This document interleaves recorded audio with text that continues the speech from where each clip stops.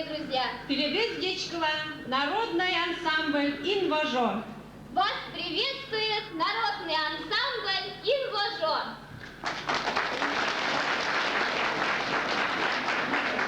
Сегодня день святых воспоминаний.